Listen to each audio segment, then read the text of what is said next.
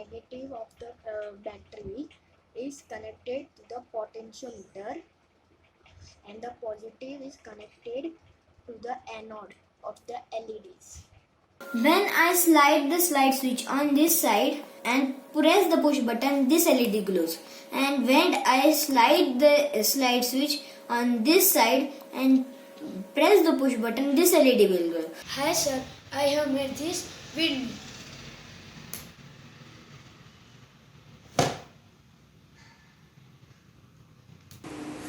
And this will be connected for the another resistor, so that will make the LED glow.